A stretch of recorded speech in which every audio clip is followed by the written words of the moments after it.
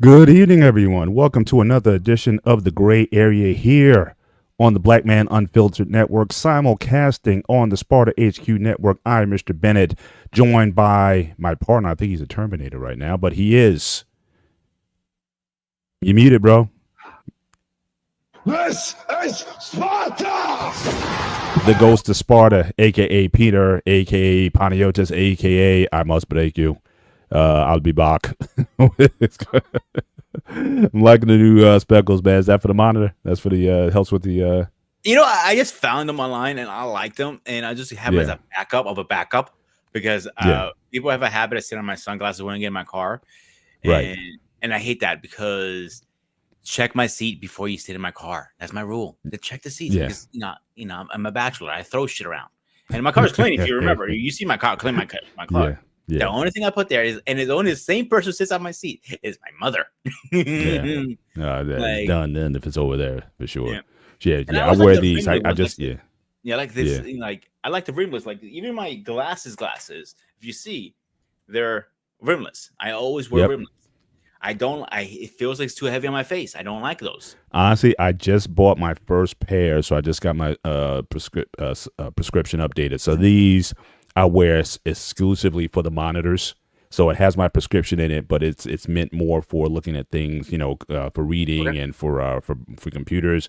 My regular pair, I got my first pair like block frames, and I love them. I mean, yes, they're definitely a little bit heavier, but I figure if I'm gonna wear glass, I want like a more pronounced look, something more bolder. So I decided to go bold this time, and so far I'm enjoying them. But these really help out because I'm on monitors like 16 hours a day, so definitely the more eye protection I can get, the better.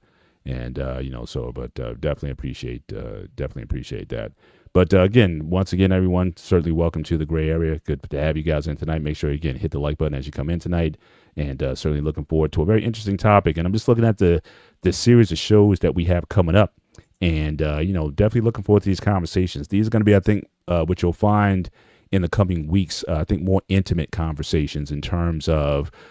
Just as far as human beings, usually, we like to go over the globe and see how different people think about certain things. But I think conversations that we're going to have over the next few weeks are going to be more personal. They're going to be more real. And I think that, certainly, hopefully you guys will be able to relate to it. But, certainly salute to everybody who is coming out tonight. As always, Lost in Translation, salute to you, sir. All the great work that he's doing. Make sure you check him out. Make sure you check out his Lost in Translation channel. He really has some great content, especially on Monday nights, and certainly everything he does within the Black Man Unfiltered space. Absolutely, really good, solid, as solid as it comes. And, I gotta give him credit when he speaks. He doesn't talk; he preaches. You gotta give him credit when he's due. Well, what I've always appreciated about him is that he level sets the room. Like it could come in, you've been in the barbershops, whatever. It can get really chaotic, especially when he's out there. And sometimes when he comes in, everything just kind of calms down. He just has a presence about him that just kind of level sets everything, and you need those kind of dudes. Strength through, that quiet strength. Oh, he's blushing. That quiet strength that he exudes. Yeah, absolutely. But again, good guy. Certainly someone to have in your group. Certainly shout out to Craig Lucas again. Thank you for being in here tonight. Looking forward to this show. But before we go on, I had a little bit of a rant.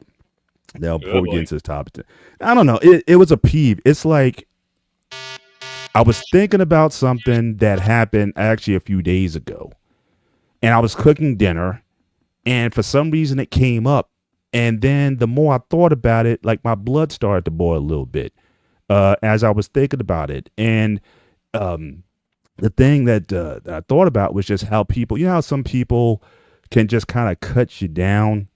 That sort of passive aggressive, like you just accomplished something, or you've achieved something, and you're in the process of doing something, and rather than saying, hey, that's great, congrats, or what have you, and again, you don't have to be all over the top with it, but they just find a way just to slide it a little bit. So like case in point, let's say if you just bought your Hyundai, right? And someone just says, oh, we bought a Hyundai. Oh, I hear Hondas are so much better. I'm like, why say that at that particular time? Even if you felt that way, is it appropriate to be there for, to say that at that particular time. Why can't you just be happy for somebody if they're doing something that's worthwhile, if they're doing something that's positive? Like you got a new job and you know, the person has something to say about the industry that you're in. It's not a bad industry, but it's just something that, you know, it's just someone that finds a way to just kind of dig in. So I was with my daughter and you know, we met someone and, you know, we're just chatting up or whatever. And, you know, so my daughter was talking about what she did. And then the woman had like just this comment that was, I didn't notice it. I didn't pay attention to it at the time when it was said, because, you know, it's like they're kind of going back and forth. And usually when ladies start talking, I don't say much. And then it was like, okay, basically it's time to go. And then, like I said, I was cooking tonight for whatever reason. It just came up again. And I just started getting agitated about it. It's like, you know, was that really necessary to say at that particular time? That's that catty stuff that gets stuff started that's like did not have to be said. Sometimes silence is golden, but a lot of people, they just can't help themselves sometimes. So what do you think about it? Have you seen that? Has that been done to you in the past? But it's just some people just have to piss in your coffee. I mean, I just don't understand it. I have this 3 examples. One, in the beer community, people do this all the time. You know, they can make a compliment on your beer, but you know, then they say, "Man, only if your beer was longer, or it wasn't less grayer, or wasn't as curly." In the beer community, people mock. I don't know what it is. Like when you have a really long beard, like the Duck Dynasty beard kind of thing, they would say, "Oh my God, your beard is too long." Okay, you trim back. For some reason, you feel like, oh, I need to trim a little bit. Oh, you look better with a beard. Like, well, you just fucking told me to trim this shit. I don't look better without a fucking beard. The goddamn's your problem now. And I grow it back out. And like, oh, your beard is coming out like you're homeless. I'm like, fuck that, motherfucker. All right, a little buzz cut. I'm like, oh, you looks better if you had a little wilder. I'm like, oh, that's it. I'm gonna knock you the fuck out now. But another example is my boss. Not going to say names, but anytime you do something right, everybody loves the meal. He would say, "This is not good enough. It needs more salt. This." He would never say to you, "Good job, Pete." Never. And Marianne actually worked with the same person 2 different times. We don't work together anymore, but she worked with him and I worked with him. And he just, point blank, he's a fucking asshole. I can't say. He's a miserable piece of shit. Simple as that. Same thing with cars. I bought my Hyundai. Well, better example, actually. Few years ago, when before my family thing broke up, was early, I would say 2015. All right. I maybe a little earlier than that. My dad, I couldn't afford my dad at the time a smartphone, but I bought him a new flip phone. Pretty popular at the time still, whatever. My cousin goes, "You should bought him a smartphone." All right. And I looked at him after, like, "You're a fucking dick." Like, what? Did you ask if I can afford him a smartphone? Obviously, the economy is different then and now. Back then, if you remember, you had to pay him outright. Yeah. Before the payment thing came in. Before the financing, yeah. Yeah.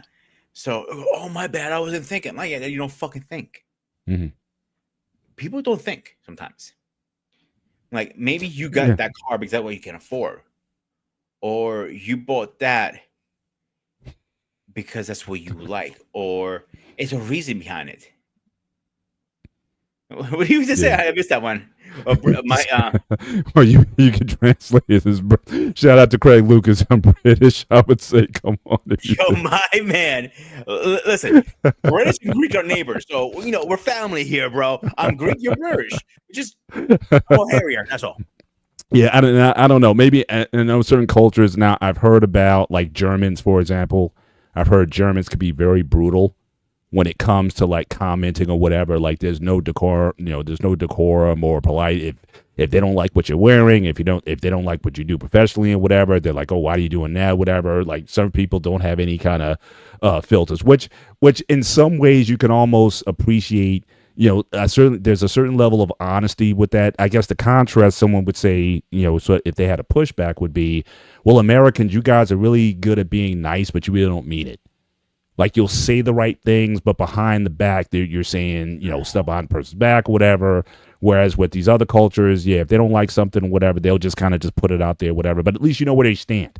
So there's no buttering up. There's no kind of like sort of two-faced kind of thing or whatever. But I'm not even saying it. I don't even think that's two-faced. I'm just saying, someone has a job and you say something about the industry or whatever. I'm like, why do it at that particular time? Even if you believe it. I mean, unless they're doing something illegal or something like that, why can't you say, "Oh, congratulations, you got a new job. That's great." And just kind of keep it moving. But again, some people, they just want to piss in your coffee.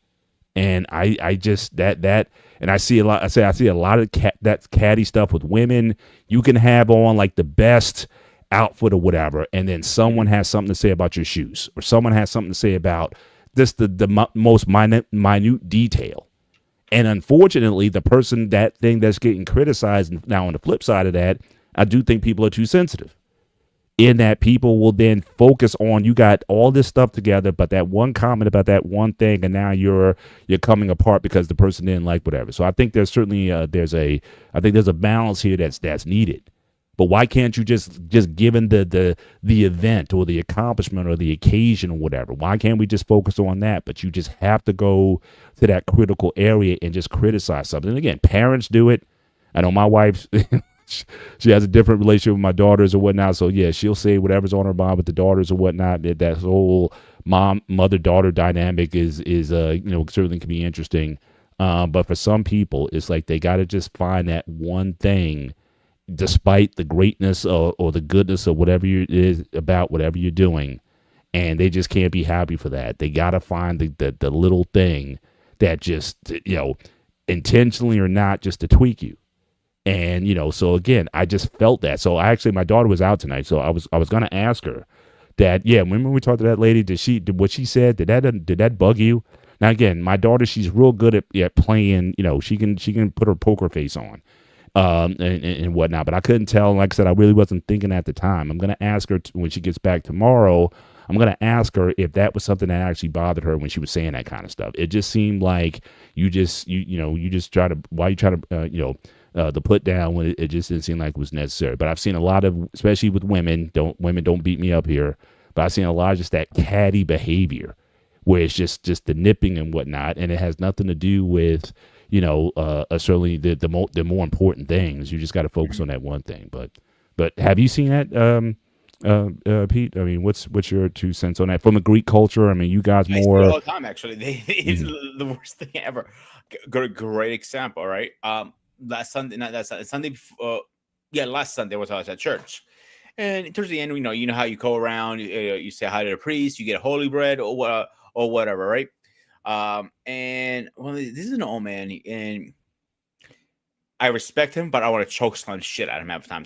Half the fucking comments comes out of his mouth, and he comes up to me, starts poking, grabbing my, my sides, like, yo, you need to go on a fucking diet. I'm like, and the guy looked at him who was next to me. He knows me, like, that is rude, number one.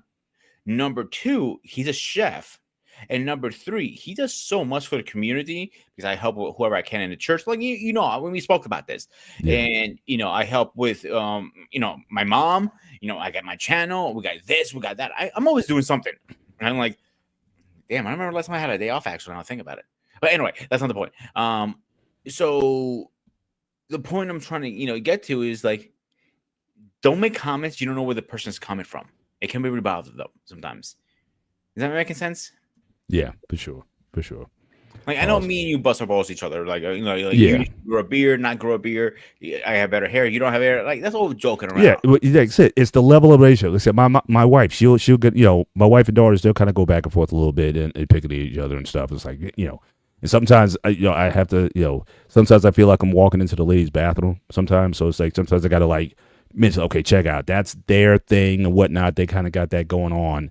But I'm just saying, but a stranger or someone you don't see necessarily on the regular or whatever, and they just find something just to pull you down on. So I don't know. So I'll ask my daughter and I'll get some clarity on that. Hopefully when when I see her and see if she was feeling the same thing. But at minimum, I just want to let her know if that's what she was feeling. Just like, yeah, I got it. Because a lot of times she'll say, "Oh, Dad, you don't understand what she said," or whatever. And I'll be like the dumb guy, be like, "Oh, what was it?" But I was kind of feeling some of that, and so I was Greg said, I keep telling my wife that she has extra times. I don't know what that means, TYRES in British. I have no idea what that. what that reference is. I hope I don't. I can make assumptions there, but you might want to give us the should American actually come version on of the that. channel one day. He should come on a show one day. And sure, next time, Craig, we have a one-on-one call-in show. Certainly, you're more than welcome. We'll drop the link, and certainly we'd love to meet you. But let's get into today's topic. I just want to kind of go over that a little bit. That was just on my mind before I got on the show. But tonight's show, again, and it said the next series of shows we're going to do, we're going to be talking about more personal topics, more so than just global cultural trends or what have you. But the topic for today's show, the title, and I'll turn it over to Pete to see how we came up with this. Title is "They Check All the Boxes, but I'm Not in Love. Should I stay?" This is an interesting. So, Pete, how'd you find this one? And what was the impetus behind this topic? Because I don't think we get too much into relational stuff here, but this is a good one. So, what was your thought process here? First of all, you gotta admit this is a good bomb I dropped on us today. Yeah, I wasn't expecting this, but then I looked at the lineup coming up, and like I said, we're going to have more of these sort of relational, more topics, more so than just how families are structured, but what the real is that happens inside those families. So I'm definitely looking forward. I'm getting to the point in my life, like, okay, I'm almost 40. I feel old and corrupted, and I'm getting to the point like, okay, I finally want to meet somebody. I want to knock her up and have kids. That's what I can put it. If the Spartan way, of course. But I'm also thinking, I looked at my parents, like they were together for so many years. My mom checked out most of the boxes. I know that. My dad has said that multiple times. But at some point, they did fall out of love. And I see it both ways. I see people who they are fighting tooth and nail to stay in love with a person, both ways. Take them on date nights. Like with you and your wife, for example. You guys are on cruises without my permission. You got a concert without my permission. You go to all this stuff. But you guys still in love. I met your wife. My wife has always been a sweetheart to me. She's always been very nice to me. And I can see when she looks at you, like, goes, yeah, that's my man. You know what I'm saying? Like, that's my husband in the day. Same thing with CQ. I see Jenny and him, like, kissy beaky. I'm like, get her fucking room. I'm like, joking around. Yeah. Then you see King and Michelle. Like, total opposites. It works. That's a science project going haywire, in my opinion. What happens the other way around for a minute? I thought about, like my parents. Check all the boxes, but you fell out of love at one point. Do you continue being with me? Forget the kid factor. Like, get the kid factor out of the way. Okay. She cooks. She cleans. She's the old school housewife you want. You come in the morning, your coffee's hot and ready. Your lunch is packed. Your clothes for work is ready on the bed. I'm like, maybe I'm asking a little bit too much there. But just a coffee alone, that'd be great for me. You don't need no more than that. You check all the boxes. But do I stay with you if I'm not in love with you? The question is. As a married man, Paul, hope your wife's not listening, but if you're not in love with your wife anymore and you check all the boxes, would you stay with her? Well, it's interesting. That's an interesting question on a couple levels with me. One, I had essentially a checklist. Like we've talked about it multiple times. I had my document. I had my list of requirements and what I was looking for, certainly in a wife. But my goals were somewhat modest. I was like, if I can get about 80% of this, I'm good. So in a way, I kind of had that. The other part of this is, again, defining what love is. Now, again, we've had a show. If you guys want to go back and watch and look up from the Gray Area or from the Spartan HQ Network, look up past Gray Area shows where we brought up the topic of what is love. And what we also talked about is how different cultures tend to express love differently. So in the examples you mentioned, Pete, a lot of this seems to be more what I would consider more PDA, more so than anything else. But I know a lot of cultures where PDA is frowned on. Like I work in the IT field. I work with a lot of Asian Indians. And at least the one... Japanese people, don't do PDA. Right, in general, that you wouldn't, it's like half the time you wouldn't know folks are married. Now, again, with younger generations, with millennials and Zers, I see a lot more PDA. I see a lot more hand holding. I see a lot more signs of affection to say, like, oh, okay, they're together. Mm-hmm. But like in certain cultures, for example, the man walks in front of the woman. You know what I'm saying? Or it's a situation where if it's two couples, right, and like the two men walk together and the wives are a couple steps back. Or even the car arrangement, the men sit in the front and the wives sit in the back. So a lot of times they don't necessarily show or display affection the same way that we might be familiar with in the West, or certainly Western culture, where people are, again, holding hands or feeling the booty or whatever, signs of affection that you may see out there.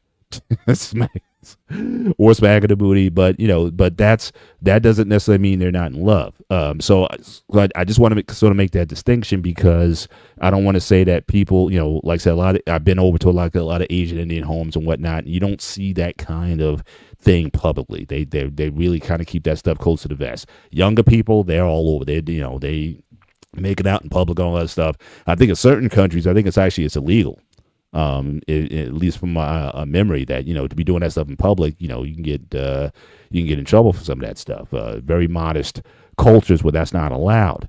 But that being said, if you're truly in a situation, as you're saying, where somebody is, you're together, they're doing the quote unquote duties as a husband or as a wife, but you say you're still not in love with them, should you stay or should you go? I think we still have to have that conversation about what love really looks like, because are we talking about that kind of emotional, feely thing? Because being as married as long as I've been, that feeling doesn't last all the time. You know what I mean? I mean, the certain days or whatever, I'm not liking my wife too much, and she's got her, she's full of me as well. So, so that's not always the case where you're going to be in love, feeling lovey-dovey all the time.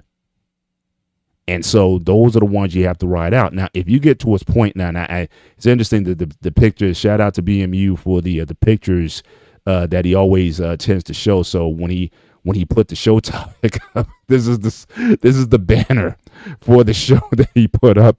So I want people in the chat caption this photo. Well, I was cracking up when I saw it coming up tonight. I saw the banner for it, and I started to laugh. So if you guys want to caption this photo in the chat, just write something in the chat just to let us know what you think of this. If it's constantly like this, I'm not saying you guys had a fight. I'm not saying you guys had a rough patch or whatever. I'm saying if it's constantly like this, where you're basically emotionally checked out of a situation, despite the fact that this person is checking off all the boxes, as you said earlier, I think it's certainly worth the I think it's definitely worth the conversation. So my man Eric said he looked like he'd rather be waterboarded. So I don't know. I think what is your expectation? I think is the question. Is the lust gone?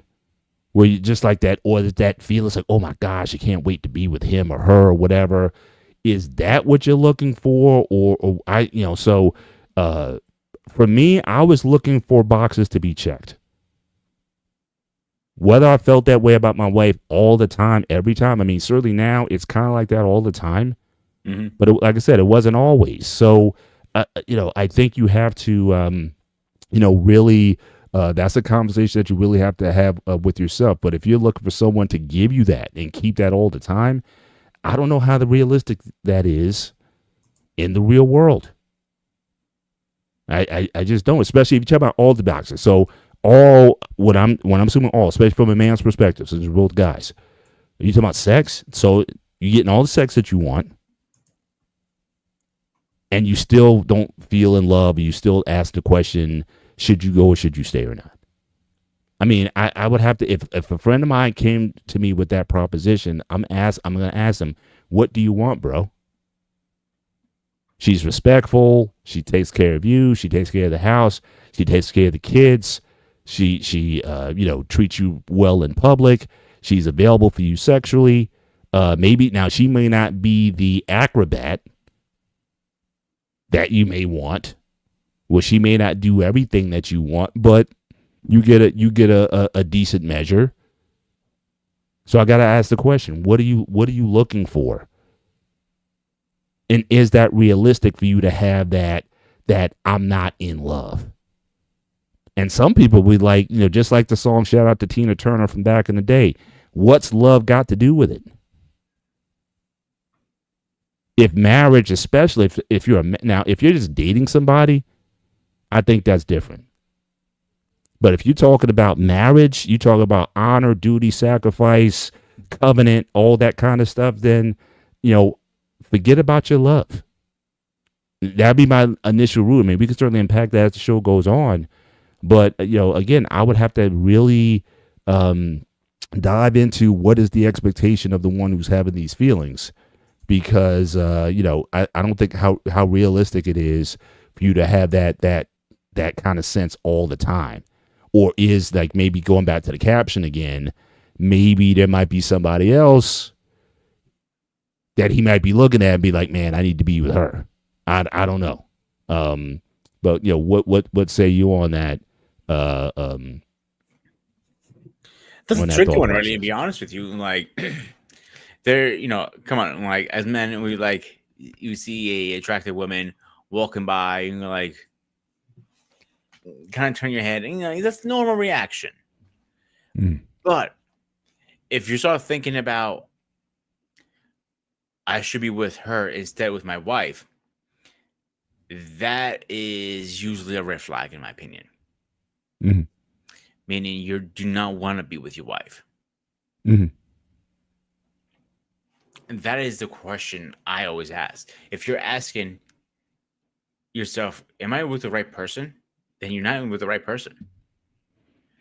Or asking, am I really in love? I don't know what that means. I don't know what that means. You don't know what that means because you found a lucky one. But that's what I'm so again, my pushback would be this. What does that mean? Who is the right person for I know guys, married guys, who it could have been a girl from back in the day that they still have these feelings for, or this lust for, something like that. The wife may not do it for them in the same ways that ex did, but at the same time, the wife that they have is better for them for the long term. So I know a guy like he's always talking about this lady and talking about the problems that she has or the problems that he would be. Would this guy be where he is in his life if he was with this lady? Or would he be worse off? But he just can't stop having feelings for this woman. And I just try to tell him, it's like, look, and he recognizes intellectually that where he is a better place than if he was with somebody else. But nevertheless, though, he still kind of goes through these motions and stuff because he still got whatever that lady put on him. He's like never forgot that. And so he's always, that's a piece that he feels, is kind of unfulfilled somehow.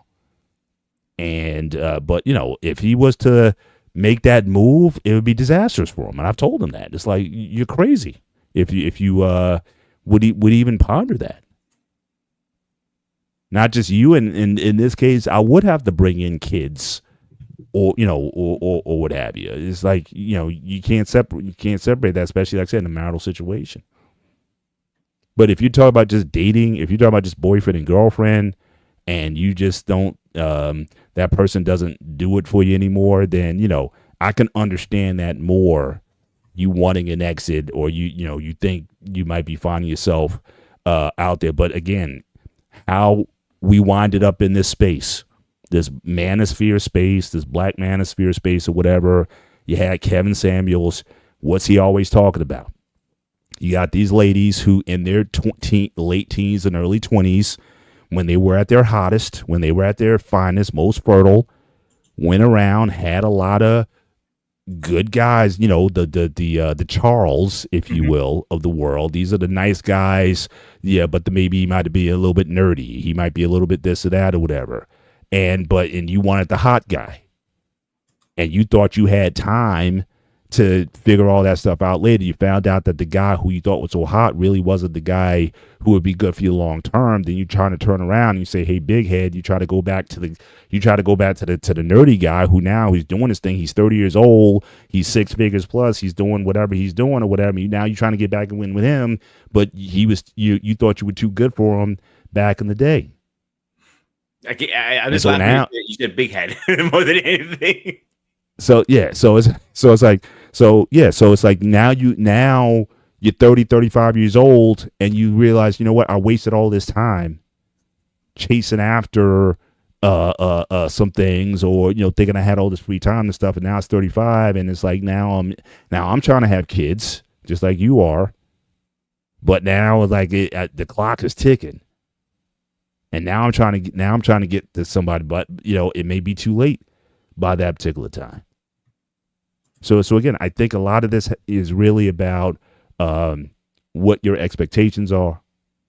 But if you were truly in that situation where, you know what, I'm not in love, well, I would still ask this: do you love her though?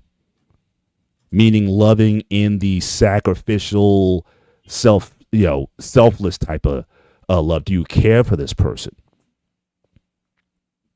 Then again, is that or is it to the point where again you can't stand this person, even if they're doing whatever, all the boxes that you said need to be checked off, but you just can't stand being around them? That's a problem. Yeah, that might be a situation as well. But but again, I'm thinking if that's the case, then she's not by default. She's not checking off all the boxes. Then, if you're around somebody you can't stand, it's got to be something that where a box is left unchecked, or several boxes unchecked for you to come to that. So I can't see a situation. Why would you leave that? Like I said, when I told my friend about that, it's like, why would you leave that? And even if you came up with a reason, is the juice worth the squeeze? So yeah, you're with this woman, but the other woman that you're talking about, yeah, she gets on the stripper pole and she does all the crazy stuff in bed that you like. Is that worth throwing away your future for those moments of pleasure or whatever, or stay with the one who's kind of average in bed? But you get all these other goodies. You get all these benefits also. You get stability. Your income portfolio is better. Your health is better. All these things, no drama. Is that a better situation? And is that a bargain that you're willing to take? I think it is. Now women, unfortunately, and even in my community, African-American women, a lot of them said no. A lot of them said no to me when I was, became dating age and in my early 20s and whatnot. I wasn't considered a catch because I didn't have game. I wasn't cool like that. I was skinny. All these things. I wasn't looked at as suitable for a particular time.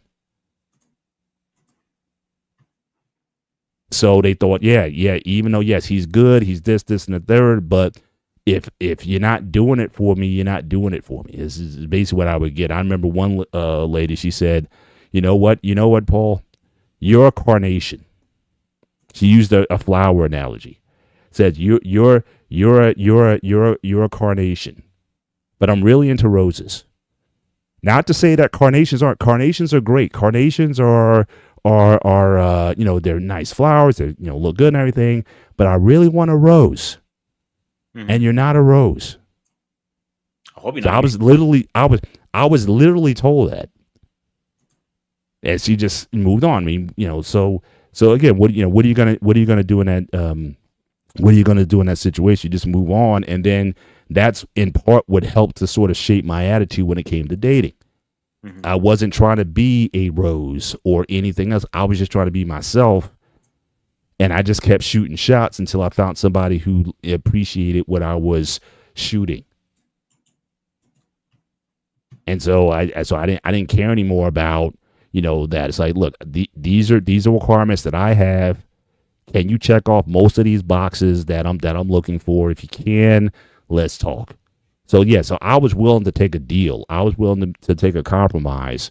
All other things, else considered, you know, yeah, I would certainly make the deal. But I think for a lot of people, they're not willing to make that. It's like all the stars have to line up, and you got to have, again, those feelies and all that stuff has to be there for them to even consider you, let alone respect you for for dating or for marriage or what have you. So I think people are so choosy right now, or thinking that they have to have all of these things before they can actually consider moving on with someone or consider staying with somebody, again, for the long run.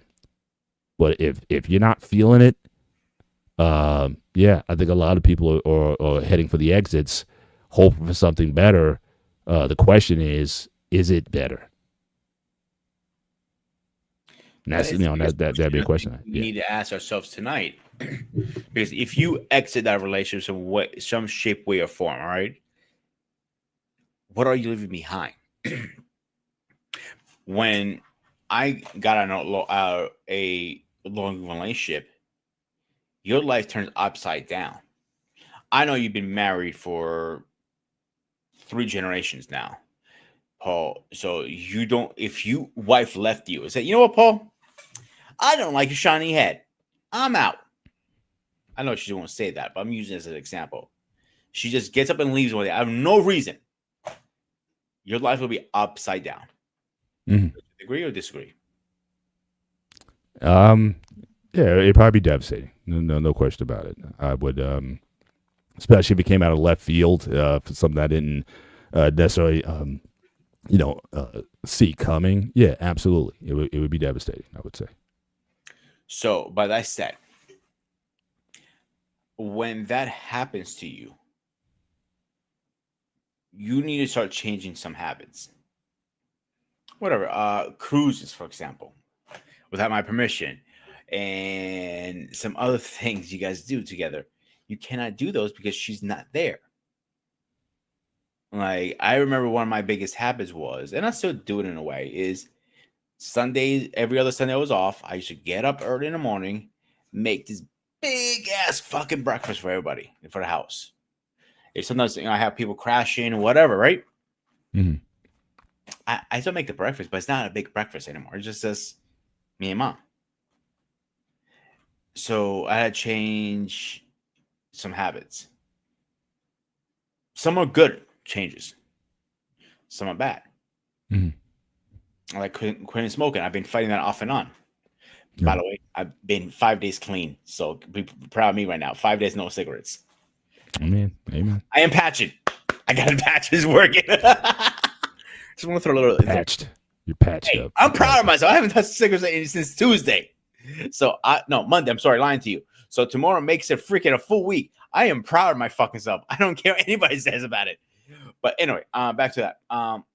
Great example. Maybe the woman left you because you're a smoker. She hates smokers. She gets in Mhm. smoker. Mhm.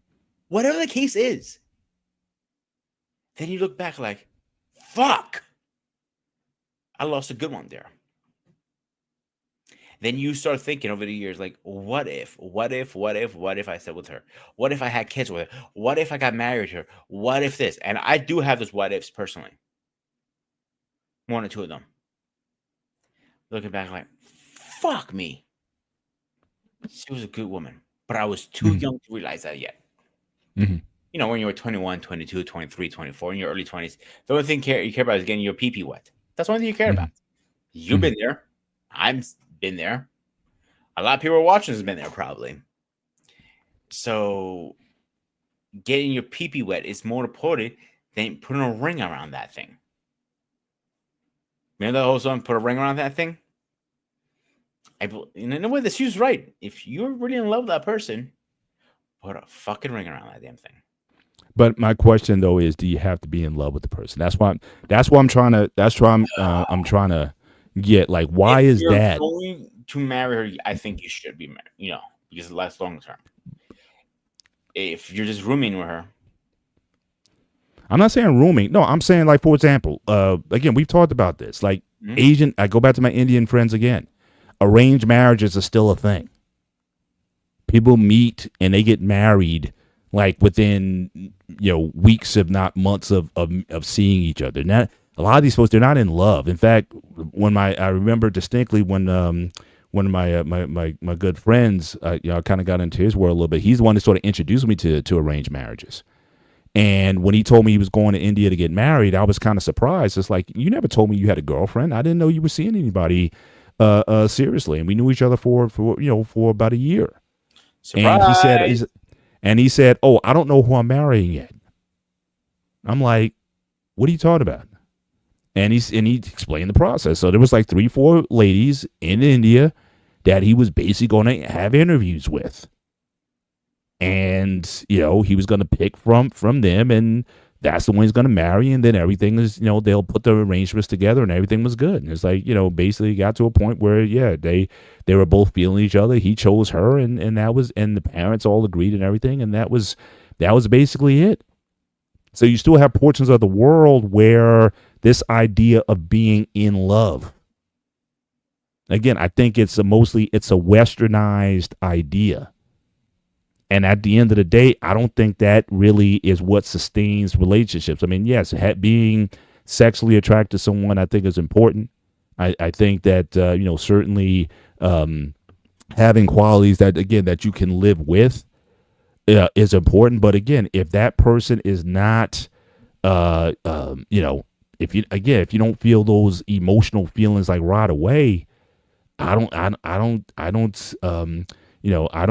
necessarily look at that as a deal breaker. And they said in Indian culture, the idea is like you get married and you fall in love later. I've been told that so many times, especially now, again, with the younger folks, with the millennials and Zers now, no, especially if they grow up in America, they're completely westernized.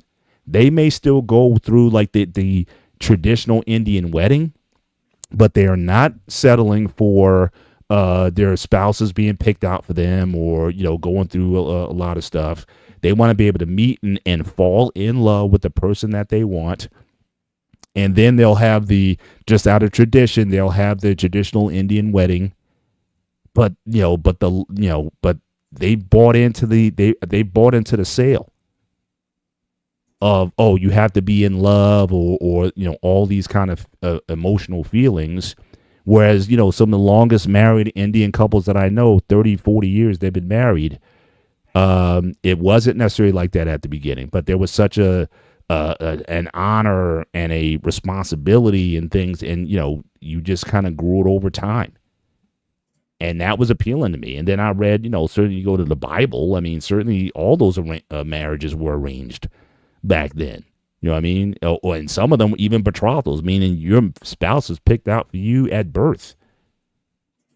So again, I think it's this romanticized idea of being in love, that I have to be in love not only to marry someone, I have to stay in love to remain married to someone. I don't know. I mean, I think that concept maybe has done more damage to relationships more so than help to build them.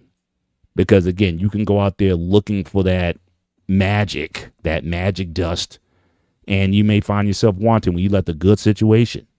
And again, just go back and look at all of the social media over the past 5 years, all the manosphere content where Kevin Samuels or whoever it is, and everybody is saying women left a perfectly good husband.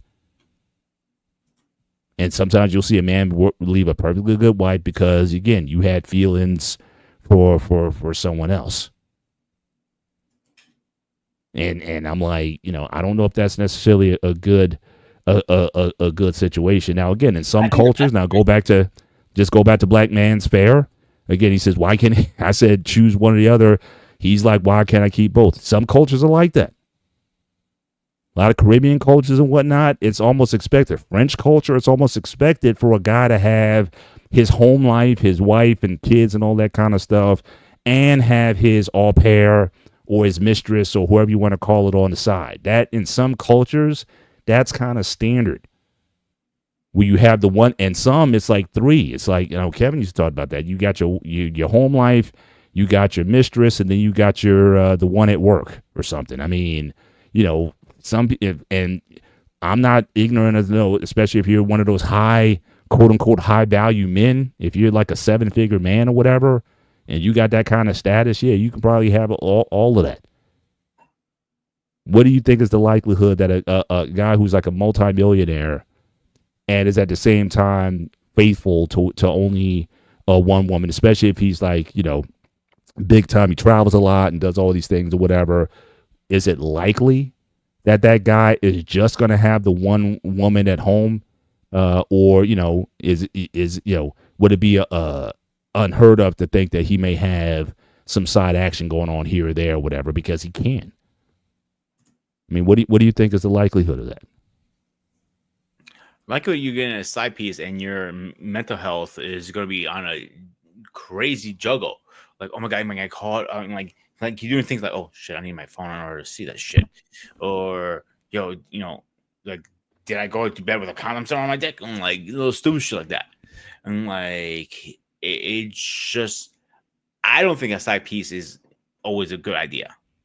You're not gonna, if you can go, is one. No, I'm not arguing whether it's a good idea or not. I'm saying the likelihood. If you're that kind of guy, you got that kind of sway, you got that kind of, you're a powerful individual, financially, influentially, whatever it is, and you have access. Okay, I used to talk about that. Those kind of men, they have access to things that the average guy doesn't. Mm-hmm. And with that's going to come temptations and everything else. So again, you could have, especially if you're a traveler, you can have a woman in LA, you can have a woman in New York, you can have something going on somewhere else, but you got enough money. The wife is in a beautiful home at home. She got servants, maids, with the kids and everything. All the stuff that the main woman has the trappings, but the guy's going to have his dalliances. You think Vince McMahon, even a billionaire with Linda? I mean, is it out of the ordinary when you start to hear that he was having stuff with other women? I mean, is that unusual? And look, no disrespect, I've seen Linda McMahon. You see Linda and you see other women around. Is that going to be something where you expect the guy to be loyal like that? I don't know. But I'm just saying that there's certain cultures where that is the norm. France, it's almost about Jamaica. When I'm knowing a lot of Jamaican women don't like Jamaican men for that very reason. Because again, it's almost like, like what do you expect? So for some, it's just expected that you shouldn't. So that's how some people get around it. But if you truly want to stay with the one, and that person's good to you in all these areas, why would you leave it, or why would you think that you need to go elsewhere unless your lust or your appetite is too big for one person? Maybe it's that. Maybe one woman isn't enough to satisfy you. I don't know. It's never been my situation, but I'm not going to speak for another. I'm not going to speak for another guy. And like I said, in other cultures, it's accepted. That thing I never understood either, because if you're very happy with one person, that thing's perfect. Like home life is perfect, your sex life is perfect, your work is pretty good, and nothing's ever perfect. Happiness, let's say. Yeah, I don't know why we would do it. Well, even for chemical, the whole purpose that we're not necessarily talking about marriage here. Like I said, the title of the show is, again, they check all the boxes, but should you stay or not? This could be a long-term, whatever you want to call your relationship. You think you're doing a good job with this person, or you think you're checking all the boxes or whatever, but they leave you anyway. Regardless if you're married to them or if you're in a, whatever you want to call the relationship, a committed relationship. So it's not so much about marriage; it's more so about a relationship of permanence that you think is good, and then that person just decides to say, you know what, I just want something else. Yeah, you're good, you do everything for me, and I appreciate you and everything, but I just don't have those feelings for you, whatever. And if I don't have those feelings for you, I'm gonna leave and go somewhere else. I would think even if you're married or not married or whatever you want to call it, you're still gonna have a similar reaction or have the same feelings to it. So this is not so much about the marital institution. It's more so about the status of the relationship that you're in.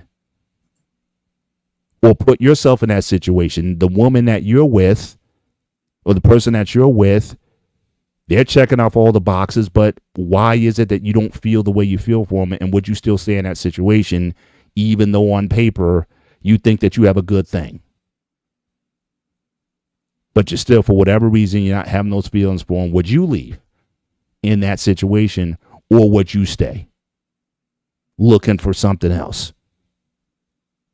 I don't know. I don't know. If, for me, as long as as long as my back gets scratched, hey, I got no reason to leave. I've never been tempted ever. Even when we did have issues in our relationship, I never thought out or even thought about stepping out. That's just not who I am. And so I never entertain that. But nowadays it's like it would take me 30 years to find what I got now. If you told me as a bad practical joke, I had a dream about another woman, I'm gonna yeah, okay, no, I wouldn't even believe you tried to prank me like that. Because I'll notice an attractive woman in a heartbeat. That's not the issue. I'm still a man at the end of the day. So I'm that's still going to be there. But stepping out, that's just not my DNA. You got guys talking about, oh, well, it's man's nature to have more than one woman and all that. Well, it's not in my nature. I just never entertain that, and that just my mind won't even just let me go there. With that, but to leave the situation I'm in when I got nearly 30 years invested, it's I'm pretty comfortable. And for some people, look, I choose comfort over sizzle. How about that? Even though there's still a lot of sizzle left, but still, I'm a creature of comfort. I would take the comfort. It'd be like an old lazy boy sofa, whatever. You know how your dad's lazy boy. You probably needs a new one. It's probably being held together with duct tape, but it's still the lazy boy. I'm gonna keep the. I don't care. You can give me the new one with the auto massage. I got the remote control with the auto massage settings, and I can lean all the way back, and it does all those kind of things for me. I'm just that kind of guy where it's like, you know what? I'm staying with what I got. I'll throw a cover over it, and it's still I'm still rocking with my with my crickety old chair. That's just me, especially when it comes to relationships like that. And there's nothing wrong with that at all, Paul. You know what I'm saying? I personally am similar way too. I'm a homebody, and I want my house peaceful, quiet, comfortable. You know what I'm saying? Well, when you walk through the door, I want zen, and just take a nice brief, clean air. Kick your shoes off after a long fucking day and let's just relax. You know what I'm saying? So when you're messing around with another woman, I don't see it. Again, if she checks all the boxes, maybe if she checks all the boxes and you fell out of love, maybe the fun part for you is falling back in love with her. Mm. Yeah, let me adjust my boy Eric. No, it's not. I'm saying she's that comfortable chair that when I sit in the chair, it's got my imprint on it. I'm imprinted on my wife. I can get a newer model. I can get younger, slimmer. I don't want another one. That's what I'm saying. The newest model, faster, stronger, whatever. My wife, she was just complaining today. She's got shoulders. She got to go see an orthopedic. Her shoulder's hurting. All the stuff that's going on. I don't care. I want her. how I will put it, Paul. Except me going to another woman and breaking her in. I already broke her in. I have already got the hard part is out of the way. Too much.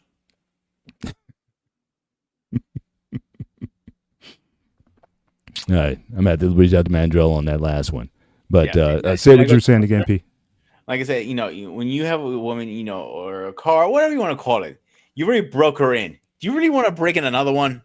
You know how hard It's that is? kind of like it's a car, like like you're a car guy, right? So again, you got those classic car, guys who build cars. Mhm. I remember I lived with a guy. My landlord, he loved like 1964, 1965 Mustangs, and he built 3 of them in his garage, in his back every night. Shout out to our guy, What We Know podcast. Thanks for joining in. Also, my guy, Braxton the Snake Fiend. As always, it's always good to have you here. But yeah, I mean, you put so much into it. Now, look, could he get himself a 2025 Mustang with Shelby and all that kind of stuff? Probably. Right off the lot. But you could tell all the love that he put into that car. And he loves that, and he just loves his cars. He loves classics. And some people go for the classic car. They love the hum of the car, the engine.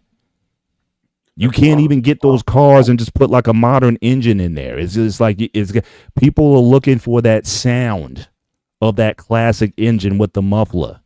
No fuel injection. You want a carburetor engine. And yeah, I think if you built something over some time, yeah, like I said, in my case, I'm not speaking for every man. Mm-hmm. I'm just saying for me, my wife, flaws and all, just like I got flaws and all, we ain't going nowhere. I'm, comfort, I seek comfort over bells and whistles or anything else. We're inseparable. And so for us, yeah, I mean, I'm not one to go, certainly in that direction. And what if it gets to a point where you can't do it anymore? So those couples, you get 80, 90 years old, whatever. Now I know they got the ED and all the pills and all that kind of stuff to keep you going for a while, but when it gets to a point where you can't even be intimate anymore for whatever reason, now I'm still staying. For me, it's right. For me, it's ride or die, and so yeah. So I would do it, but I'm just trying to better understand. Like I said, when guys come to me with this, and again, like I said in the past, I've had several guys who come to me in this situation. They got the good girl, and they got the bad girl that's coming at them, and there's a part of them that wants the bad girl, but the good girl is for their long term. Good for them. And so what do you do in that situation? Now, again, if you, like my man was saying earlier, if you can have both, I'm not going to judge that. Is that majority of men that can do that? I don't know. But yeah, I mean, if she's checking all the, and not even so much about a count, because it's the importance. When I said I need 80% of my boxes checked, that doesn't mean that every box is the same. Mm-hmm. So, for example, one of my boxes was her being a Christian. So it wouldn't matter if she checked off every other box. If that wasn't there, I'm not in.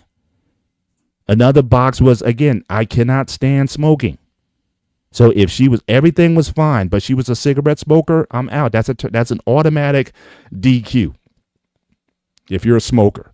If you have excessive tattoos, that's a deal breaker. Sorry, Pete. Sorry, you're not my type either.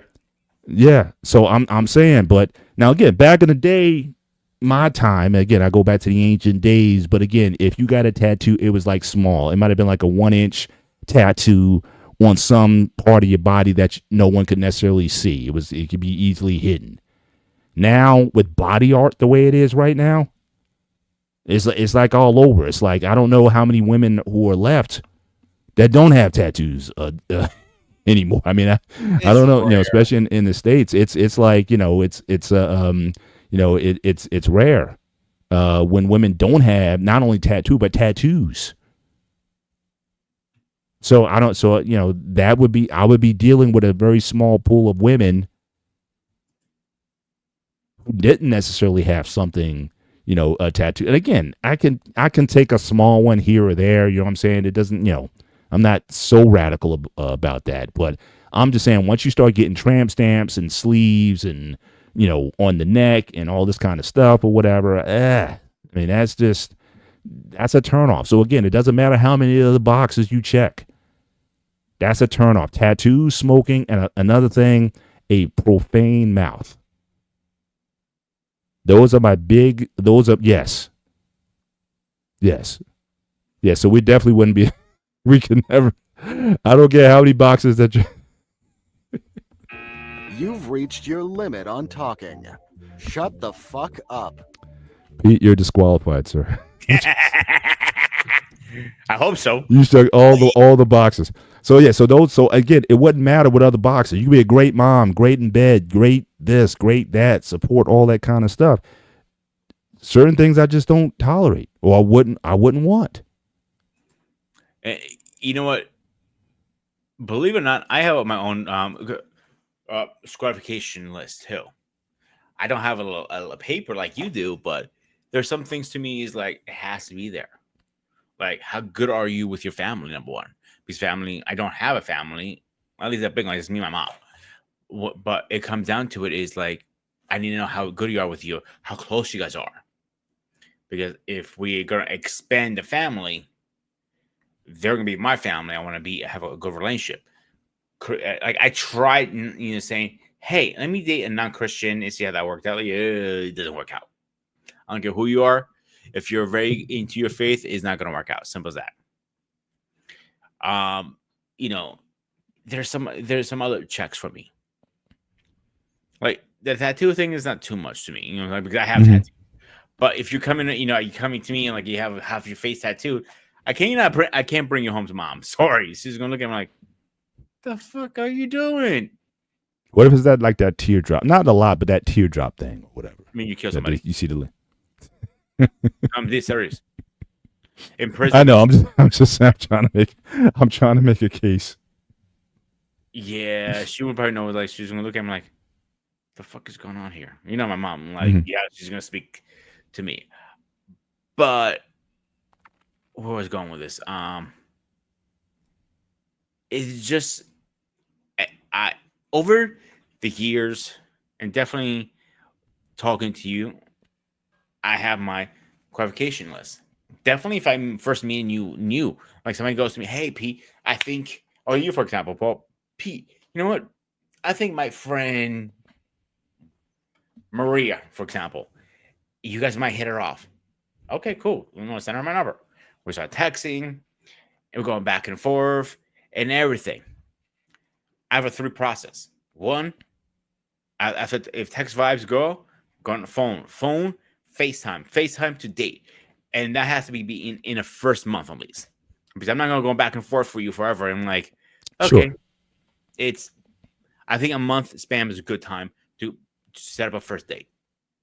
If it's a blind date. Well, even online. If you meet somebody online. So, but that's when I start asking questions.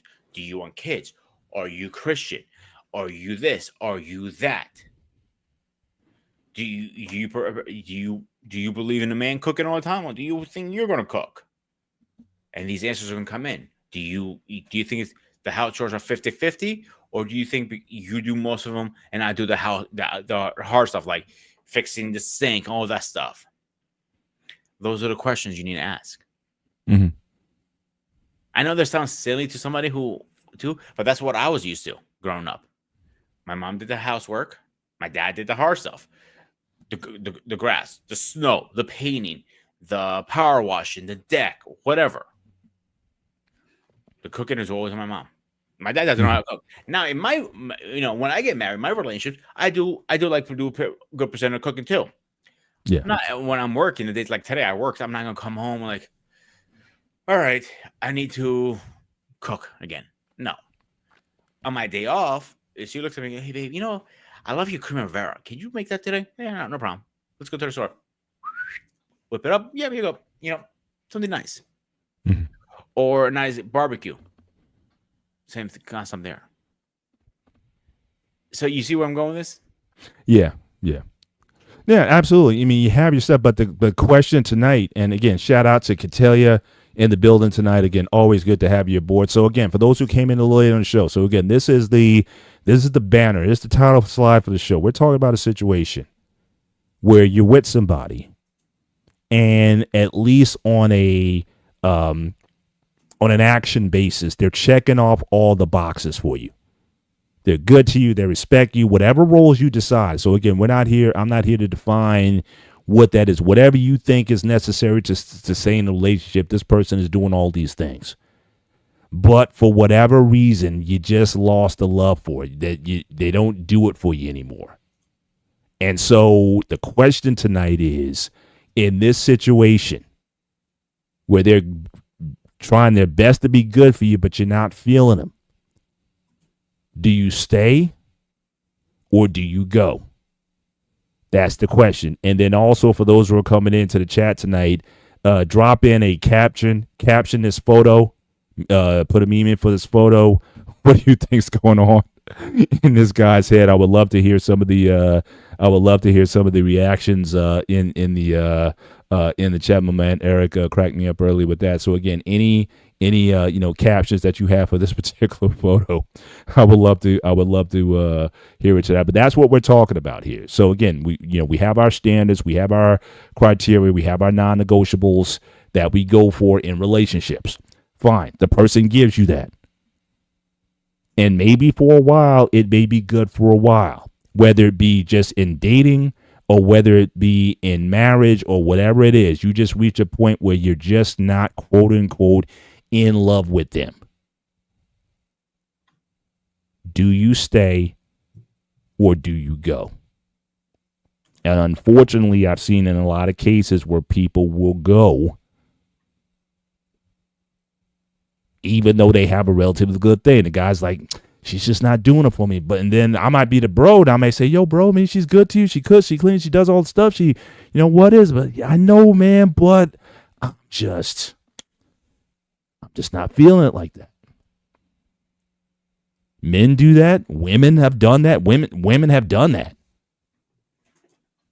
You've been married for 20, 30 years.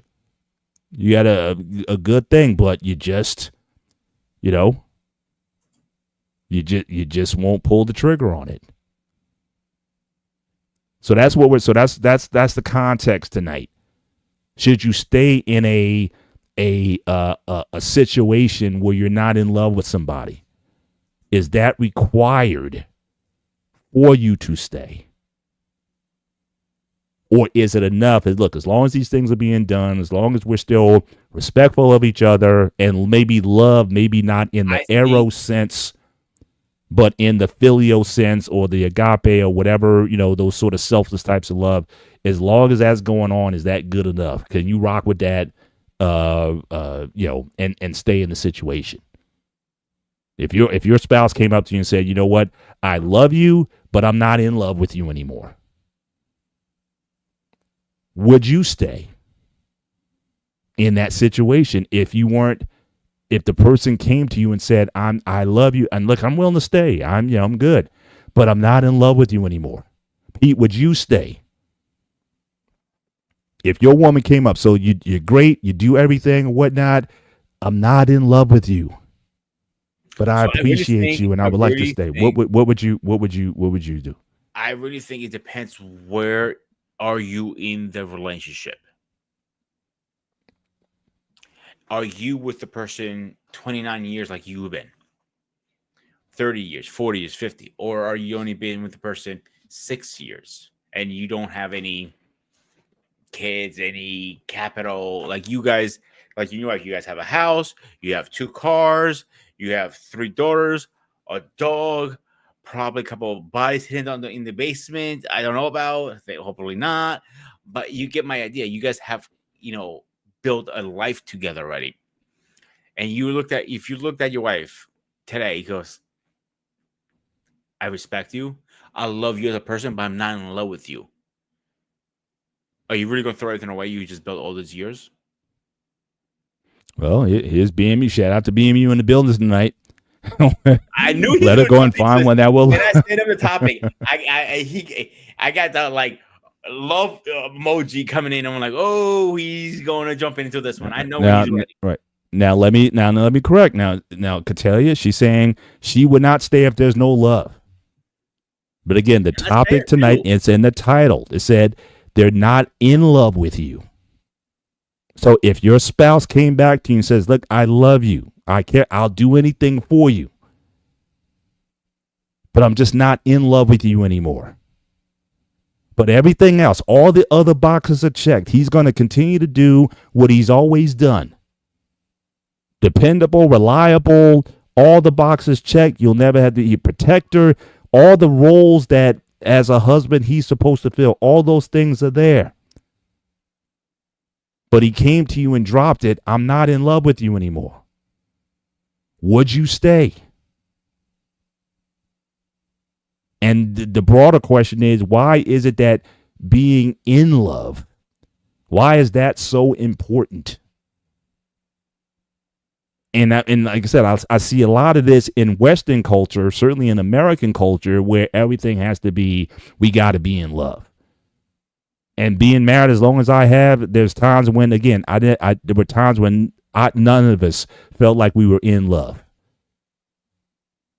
But we stayed, certainly, we still loved each other and we worked on things so that the love came back, or the feeling of in love. So now I can honestly say, without hesitation, I am in love with my wife. But I can also be honest and say that, yeah, that wasn't always the case, especially when we had young kids and we went through those times of testing where I didn't necessarily know what true love was. And then I've also understood that some of that in love stuff is really I'm in lust. So again, when you're in those situations, what would how would you function in that situation? If you're the one who's feeling that, should you stay? Or because of the commitments that because of the commitments they made, would you stay, or again, would you go? If you're not having that, those feelings, then is that something that, so you would not stay if my spouse was not in love with you? Okay, that's fair. I'm not here to judge one way or the other. This is the discussion tonight. I know a lot of OG couples would. And so, because again, I think it's fair too what she's saying, Paul. There's nothing wrong with that. Some people want that love, the passion between each other, and that's fair. If some people don't want to be in a relationship because you're not in love with me, I can't force you to be with me because I'm not in love with you either. So you're free to go. I can't, even if you, again, I'm going to use your wife example. If your wife goes, I don't love with you anymore, but I want to move on with my life. I want to find something else out there. You got to respect that into the day. You can't force somebody to be with you. Mm-hmm. But in your case, I'm not in love with you either, but I want to stay with you because we built this family together.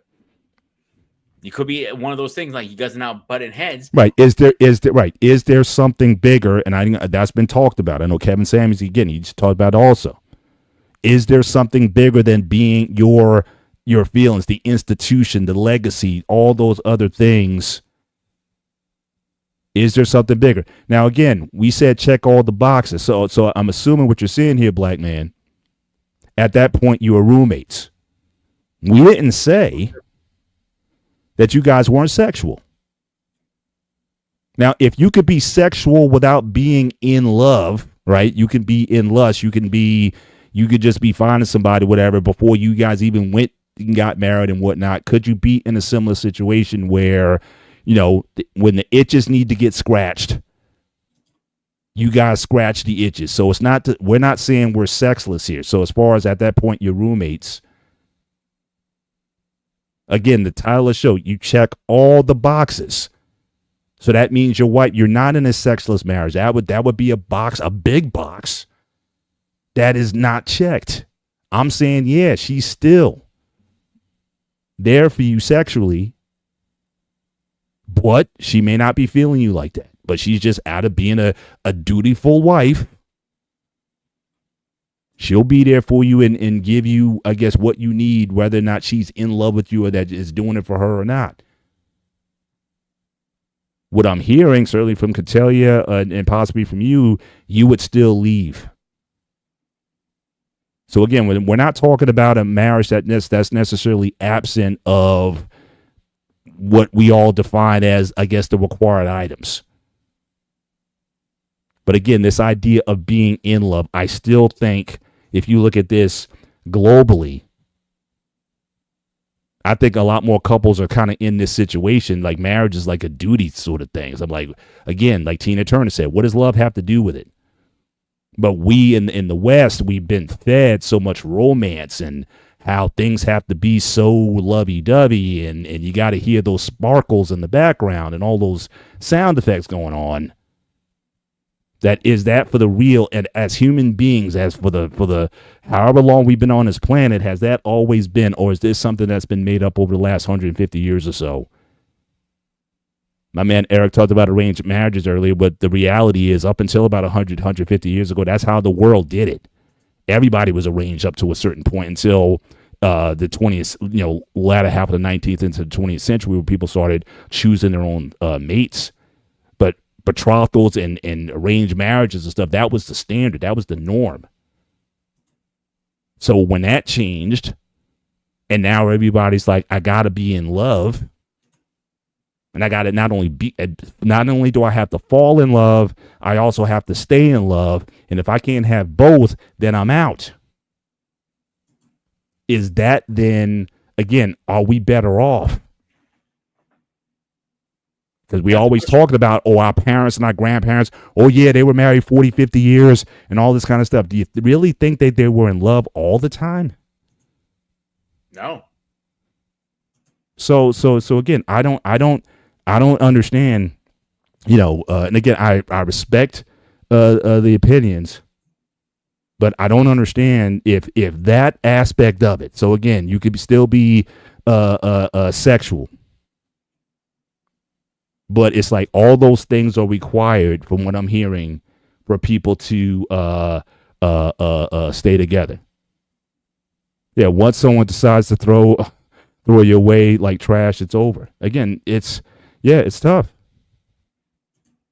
You will lose sexual connection, but again, that wasn't the positive.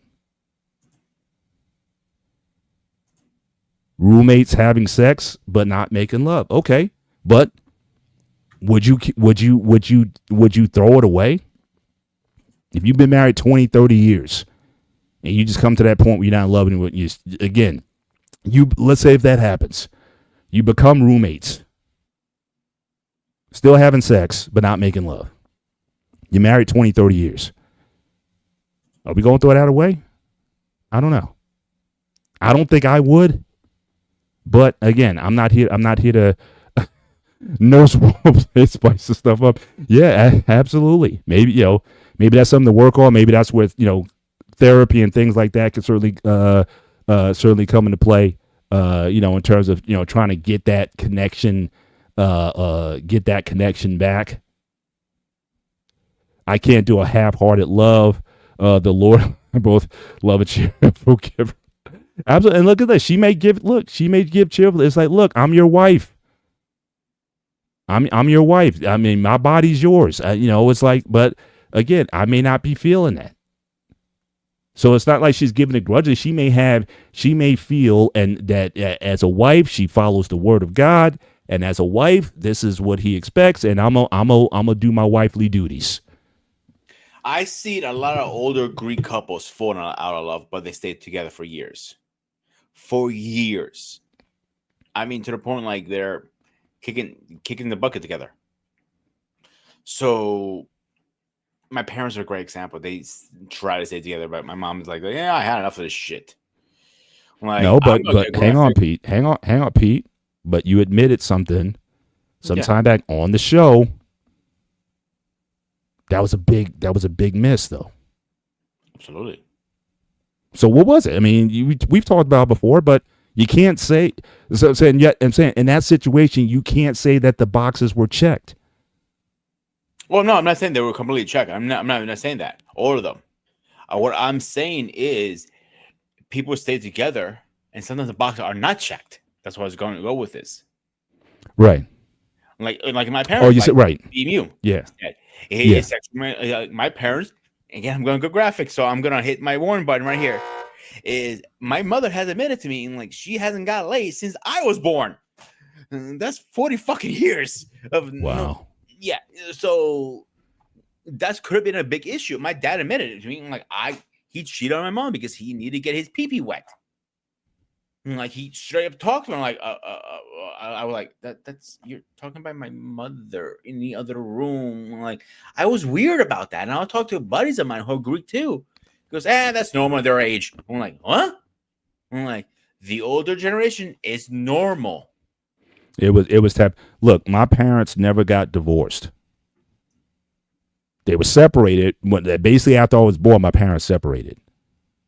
And same thing with my wife's parents also. Back like that generation, like the D word, that was like a curse. Like it didn't mean you were staying together, but you never actually divorced the person. You were still married, at least the way they viewed it.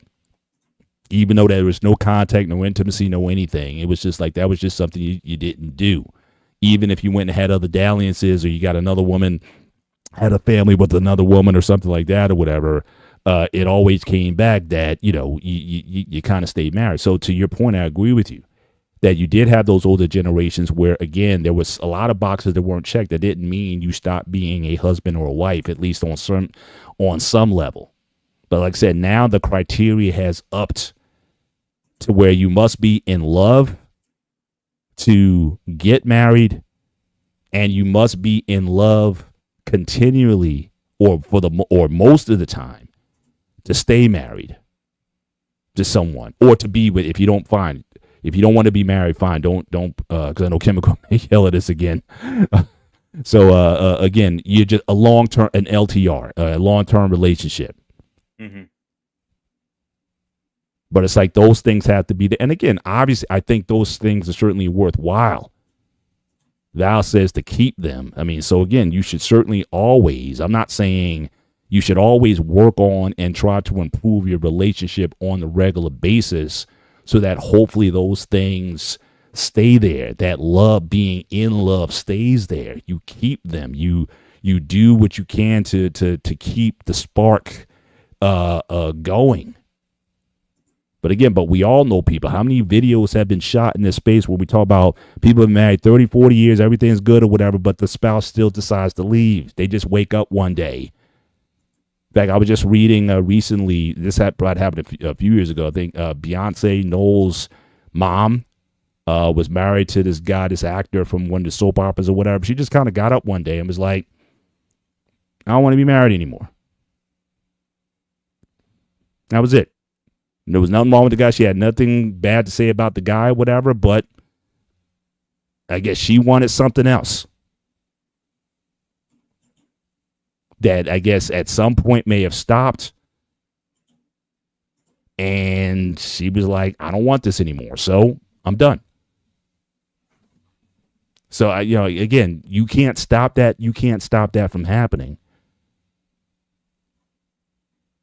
But I don't want us to think that, there aren't situations where people have found themselves in a situation, but for the good of everyone, I guess they decide to still stick it out. But is it worth it? The question is now. That's the question. Yeah. Do you think it's worth it, Paul? Because you've been married more than as long as anybody on this panel, except our Pan. You guys are the two OGs here right now on us. Now again, if the boxes are being checked, I probably would. So again, the disconnect what I'm hearing from the folks here is, I guess, when it comes to the sex. You just think if a person's not in love with you, that for some reason then you can't have sex with them, which again I find kind of odd because for a lot of people you had sex without love anyway. A lot of it. So I would still say in that situation, what does love have to do with it? If you could have did it then why couldn't you do it now? I guess that's some of the disconnect that I'm seeing. A lot of people saying, well, if I'm not either in love or if I'm not feeling from the other person that I'm in love, then I cannot perform. But you were able to perform before when love wasn't there. So that's the piece I'm kind of lost on. But yeah, if that's still there, again, for as long as I can do it, there's probably going to come a point in time. I'm fighting it off vigorously. That's why I train. That's why I exercise. That's why I watch what I eat. That's why I take my vitamins. I'm trying to stay as virile as I can for as long as I can and participate in this activity for as long as I can. All right, I'll let your wife know. I will donate you. Oh, she knows. She knows. She knows. I tell her all the time. Absolutely, she knows. So I'm to you guys. Listen. I take donations. People want to send me pills or whatever. I take all types of donations. That's not the issue. But the thing is that there may come a point in time where that's not even going to be on the table anymore. Is what I'm trying to say. Oh, absolutely. Obviously, I'm not going to leave in that situation. And again, would I throw away? This is my 29th. We're in our 29th season. And let's just say, you know what?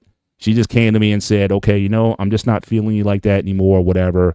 Yeah, would I be hurt, whatever? Or would I try to say, okay, well, how can we work on this to make that there, but everything else is good? I don't know if I would step out there and say, okay, fine, I'll just start over.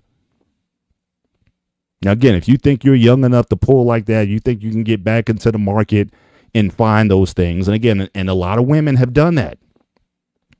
Left perfectly reasonable situations. Looking for the quote unquote high value man. What if the man you had was a good father, good provider, loyal, all that kind of stuff. That wasn't good for you. You decided to go somewhere and step out and do something else entirely. Are you better off? And now these ladies are 40 years old, 45 years old, had several chances at bat, were in marriages. Now they're starting to feel their own mortality, and they're trying to get back in the game, and now they can't. Whereas the only option they may have is to reconcile with their husbands. And we've talked about this on your other show. There's been couples who've been apart for years, but have then gotten back together because they realized that whatever the issues were that were you considered to be big problems, it was simply a lack of immaturity at that particular time. And that in latter years you reconcile. But yeah, when you're in your 20s, whatever, yeah, stuff that you thought was important as you get older, as you get towards the end of your life, when you turn 50 plus, you know what, this isn't really important anymore. And now you be like, you know what, let's get back together. Now, again, it don't have to be the same situation. Yeah, you might sleep in separate rooms and then just have your occasional tryst every once in a while. Yeah, you may do that. But especially when you're in your senior years or whatnot, because, again, everybody out here is like this high-end 6-figure, 7-figure person or whatever. So it's like, fine, I'll hire nurses and whatnot to do that. But we all know that's not how it is for most people. You're better off together for the long term, unless you want to be like the Golden Girls and just live in a, commune somewhere. I do think there's a lot of relationships. Shout out to my man, Eric. You have a great night, sir. Thanks for being with us tonight. There's a lot of people would be better off. Kids are grown, so y'all don't have those stresses or whatnot. You haven't done anything. And again, that's the thing. I'm asking people. It's like, are you better off? So you guys have been together for 10 years. You're 10 pounds heavier, 10 years older. You're not winning out here, but you living alone. And you think that I'm better off. Well, no. Well, maybe you'd be better off if both of you might have did some stuff. Look, eat some humble pie, Admit that we were stubborn, we were wrong, and let's try to work something out and make these latter years better than the years before. And y'all just do old people stuff. 60 years old, 60-year-olds, you go on cruises, and you play shuffleboard, and you play bridge, or go to bingo night, and go to Denny's and get the Thursday special or whatever, the Jersey Diner. You do what old people do. And you'd probably be better off. But you thought that you could do better. And in the end, you didn't. You still wrong, but but your pride won't let you admit that you were wrong. And I think a lot of couples would do better if they would simply just humble themselves. We made some mistakes or whatever, but hey, let's make this thing work. Maybe not the same as it was before, but let's do something. I think a lot of people would be better off. I really do. But stubbornness is I think what kills a lot of people. I really do. Yeah, work it out. Absolutely. These people, you hear these stats about these nursing homes? The highest rates of STIs are in these nursing homes. These senior citizens are getting in it. I don't know if they're sneaking the blue pill in, the blue diamonds.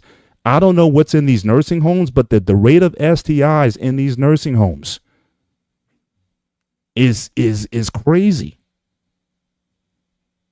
So I'm saying, nah, go back to that woman, go back to that man, and y'all make the best of your latter years. I don't want to blow this person's spot up, but I have to bring it up. We do have somebody in our network that went through that, if you think about it. Really? We went through somebody like that. No. That's right. Grand Slam. Denny's. That's right. Senior citizens. You get 20% off. Grand Slam breakfast at Denny's. That's what old people do. Absolutely. Listen, you go there with your breakfast, throw a blue chew in, and you finish for dessert. That's right. That's right. But I was all these people talking about they want to go out because network that got back with his wife after so many years. It happens. Yeah. Sometimes you mean separate to get back. Absolutely. I'm not saying that's always a great idea, but sometimes you have to separate to get back. So I don't know. Let's say catch-22. This whole situation is a catch-22. It depends on the situation. That is what. Hey Pete, is that me or you? It's like we're breaking up. You're breaking up some. So I don't know if that's me or you. Can you hear me? Okay. I can hear you perfectly fine. Can you hear me now? Hang on, Pete. Are you there? I'm here. Oh, no, awesome.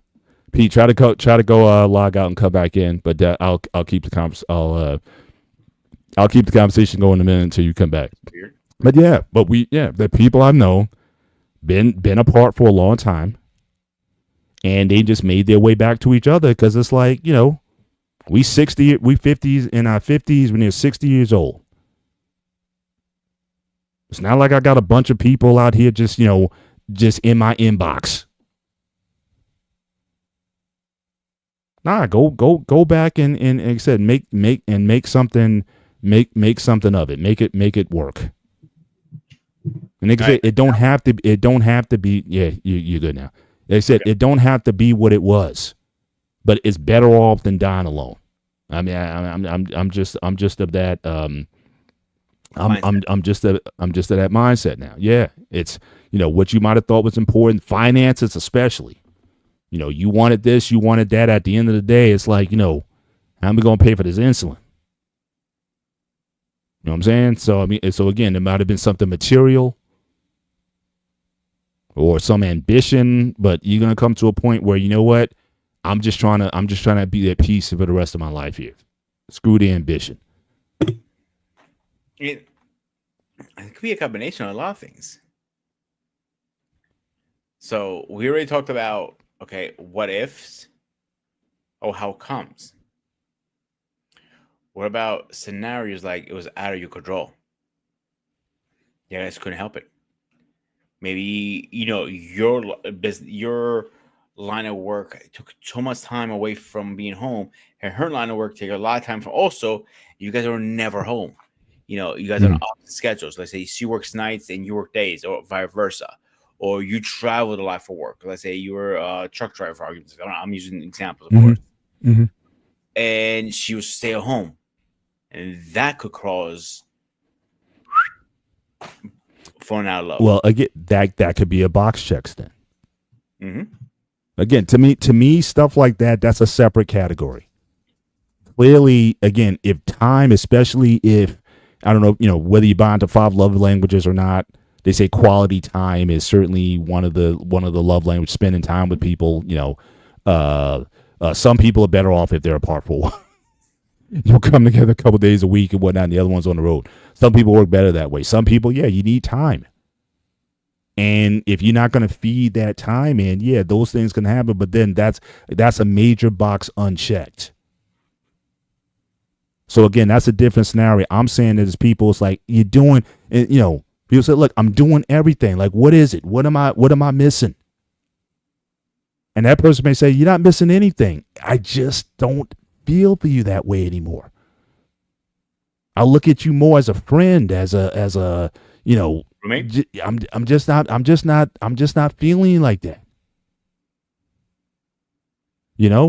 Thinking that again, there's something more exciting, something more more for you out there, because again, especially with social media, with the movies, with the novels, again, people paint these pictures of what relationships are supposed to be like. And more times than not, it's not. And you find yourself going out there thinking you got something better, and you find yourself lacking. And then you realize, oh, snap, I messed up.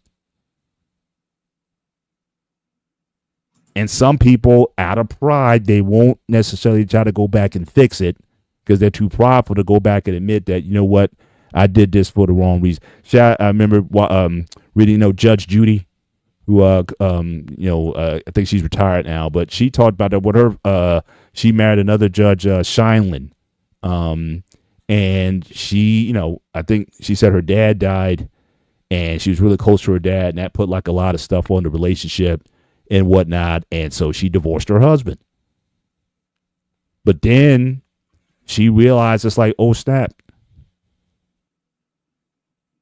this was a pretty stupid thing to do. I was in with my dad. I was all these emotional stuff, and basically she wanted her husband to be something that he wasn't.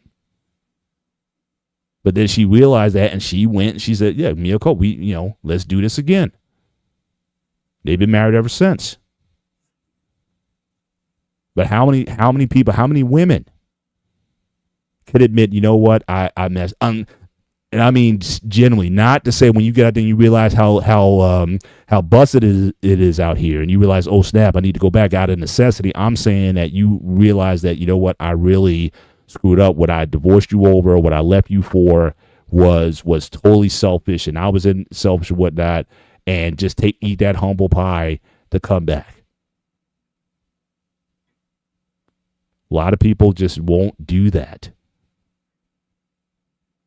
And again, unfortunately, a lot of relationships could certainly be saved. Absolutely. I hate to see couples breaking up thinking it's going to be better in these streets. It's not. So, yes, can relationships change? Can they morph over time? Absolutely.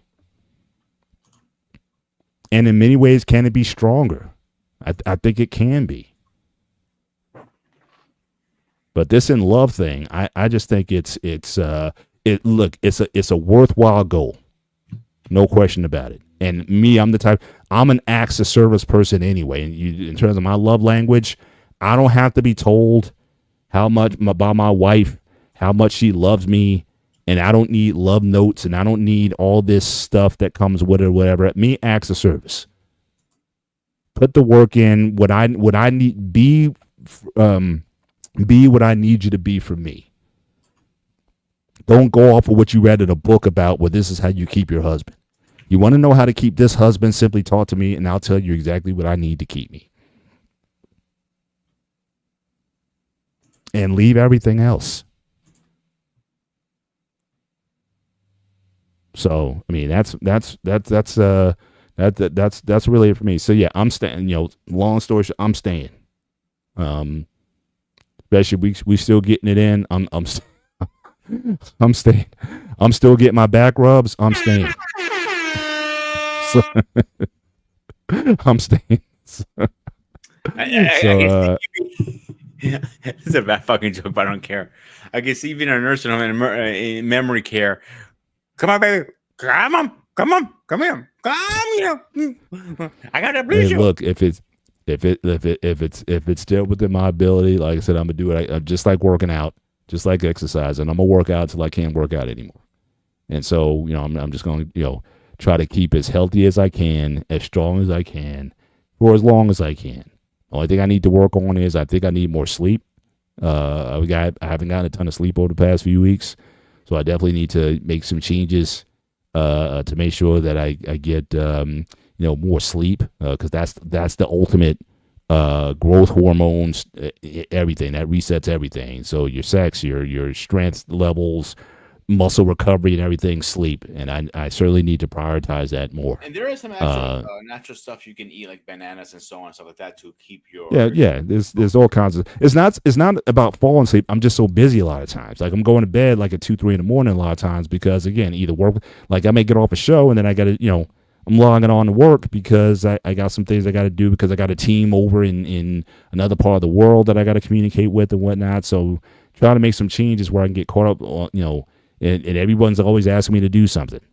And so, learning how to say no more, and learning how to, cut some things off so I can get more rest, more rest time. Those are things I need to work on. Diet's pretty good. Weight training, no one, certainly I put the work in there. And I definitely got to make sure that I keep up on those things. But yeah, I definitely need to get a little bit more sleep. I wonder how you do it, bro, because a couple of nights in a row, a week along, for me not getting enough sleep, I am a cranky son of a bitch afterwards. And my work affects it too, because I start slowing down. So sleep to me is like a very important part of anything, to be honest with you, to recover. Yeah, and you think you can go without it for a while, but it will catch up to you after a while, and it starts to have detrimental effects if you don't get enough of it in. So that's certainly something I'm always trying to work on, always try to bring balance to that. But we're coming up towards certainly the end of the show. Obviously, we want to keep the show under 2 hours. But I really want to thank everybody for being part of this conversation today. And again, last call. So again, if you haven't dropped a meme or caption for this photo, I would love for folks to drop your caption for this particular photo. Brother doesn't look too happy here. His girl looks happy. I mean, she's all. I mean, that's that body to body stuff. She got the boobies on his chest and all that. That's usually But him, he'd rather be somewhere else. I'm like, give me the boobies, man. But certainly, certainly want to appreciate everybody who was part of this conversation. Again, I respect everybody's opinion when it comes to that being in love certainly is an important part of what keeps your relationships together.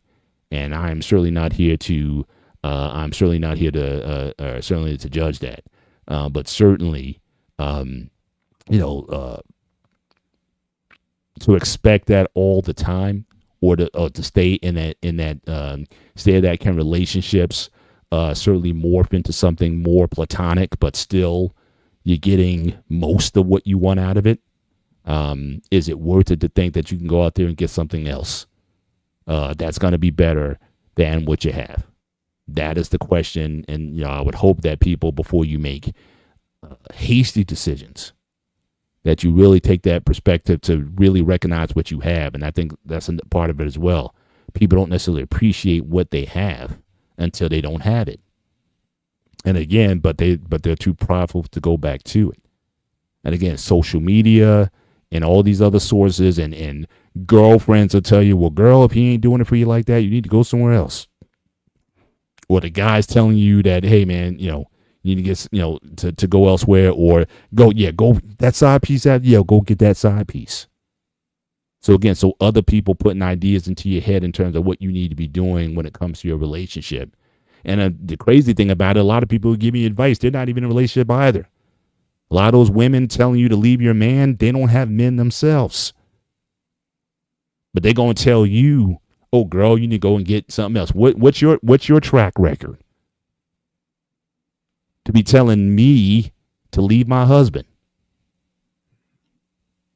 Or guys, Probably vice versa. bad. Yeah. And probably, so again, sometimes the sisterhood can be a real detriment to married women. That's why a lot of people say that, certainly if you're a married woman, you shouldn't have single friends. Now, I won't go to that extreme, but I lost the translation. I knew that kid wasn't mine. That's a good one. That's probably the best one of the night. We're gonna capture that one. That's the caption of the night right there. I'm taking loss in translation. Did I ever tell you the story about my You're the buddy winner of it. that he Who's found that out he now? had a lost kid on Father's Day? That he did what? Did I tell you about my buddy? He actually found his lost kid on Father's Day. His lost kid on Yeah. Father's Day. Oh, So, no, I don't think so. so he was deployed a lot. So after deployment, after 20 years, he was done. He goes, and I was hanging out. He was a lot older than me. The joke between the old military guys, like, I'm scared I'm gonna get a knock on Father's Day, like, Dada. And I'm like, so I'm like, dude, the chance of that happens 1 to 1,000,000. So this is Father's Day. I get a knock on the door. I'm like, who the fuck is banging on his fucking door? He goes, Pete, do me a favor. I'm cooking. Can you go get the door? I'm like, be your door. Like, do I get another beer? He goes, get the fucking door, idiot. I'm like, yeah, I get the door. I goes, are you so-and-so? Like, nope, not him. He's in the back. Who are you? I mean, son, like, oh shit, this is gonna be funny as fuck. Wow. I go, your wife is going to be pissed. So I go up to him like, you're not gonna believe it. Because your worst nightmare came true. He goes, what do you mean? Your son's out there. Funny, Pete. Good one. We joke about this every year. This is not gonna happen. I know I joke around like, oh no, it's really fucking happening. Like, stop playing, Pete. I'm like, oh, it's really fucking happening, dude. I'm not fucking with you. He goes like, oh crap. He goes, which one was this one? He goes, oh fuck. That's the last thing you want to say to the kid when you first meet your son after 20-something years. I think the kid was like, I think his kid was at least 21, 22. And he goes, it was when he was deployed in Italy. He goes to me, we started talking to him. Like, the funny part for me was his wife wasn't mad because this is before they were married. So he got a freebie on that one. Mm-hmm. But dude, think about it. If you were in the military, you get a knock, and he says, Dada! I'm like, how pissed will your wife be? Honest truth. And that was before you married her. Oh, before I married her? Yeah.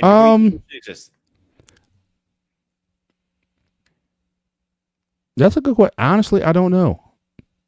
If I had to guess, she'd be annoyed, but I mean, I think she's of a certain mindset. Look, that was before me or whatnot, and you didn't know. Wasn't like, so I can't call you that you were a deadbeat dad or whatever because you didn't take care of your son or whatever. If you didn't know, you just found out that one of your older Dallas's or whatnot. Yeah, it would certainly add a lot of complication or something, especially if the kid was younger. Mm-hmm. So if you're talking about an old 20-something, whatever, it may not affect that much at all. If you're talking about a young kid like a teenage or an adolescent who then is like, who needs a father, and then my wife was like, okay, great, now I got another kid to deal with, and then I got a baby mother to deal with, and all this kind of stuff. Yeah, that could certainly add some complication. But if a 27-year-old showed up today and be like, yeah, you're my father, I think we just embrace it for what it is. I mean, I've been fairly transparent with my wife. He did pretty much similar ways that he embraced it. He became part of his life. He visits him back and forth. Cool with the mother. It was like a one-night stand. They were at a bar drinking. Things happened. And to me, I think it's hilarious because he was joked about it for years and years and years that he's going one day. One day someone's gonna knock on his door and say, "Oh, that's my, I'm your lost son." And I'm like, okay, yeah, or whatever. This actually fucking happened, and that was the funny part about it. Yeah. What is the chance of that happening? Yeah. Slim. Yeah, and at that point, you just accept it for what it is. So it's hard to, hard to be angry. Cool about it, bro. Like I said, he's cool. His wife was cool about it. She did not make a big deal about it. She just let it. You know what? This was before me. He's part of our family. The hardest part was to break the news to his kids that were in 15, 16, or his 3 kids. I was like, she goes, "That is your problem to deal with, not mine." And he goes, "Oh, gee, thanks." Oh wow, so the kids weren't feeling. It's still that way now, or have they come around? Oh, they come around now. It was okay. At first, like, why is this guy sleeping in our house, eating our food? Why are you paying child support? And he goes like, he felt bad. He wasn't in his life. He's just trying to help whatever little bit he can now. You know what I'm saying? Mm-hmm. Yeah. He lives in overseas. Yeah. See, something like that. Yeah. If I got child support now to start paying, my wife's not gonna be happy. Because again, now you're affecting her bag. Yeah. So if it's just a matter of, okay, well, this is a new person, you probably want to try to build a relationship with them or whatever. She probably encouraged me to do so. But as long as it doesn't affect her piece, then I think we just deal with it. In his case, it was more. It wasn't. He didn't have to pay child support because he's old enough. He felt like he needed help a little bit with the school because he was still in college. Right. So he helped a little bit here, like maybe like a couple $100 there for the semester. Got some books or something. Yeah, I got yes, any little thing, and he was appreciated. Like they sent him packages with clothes and stuff like that.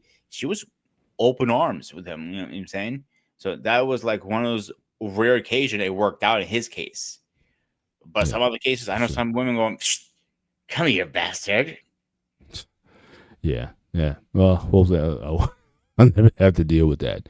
But again, we're coming up towards the end of the show, so we'll go into our final comments. Again, I want to thank everybody for being with us tonight. Again, make sure that you hit the subscribe button. As I said, certainly consider becoming a member of both the Black Man Unfiltered Network and the Sparta HQ Network. Certainly, if you consider dropping a Cash App, certainly to the Black Man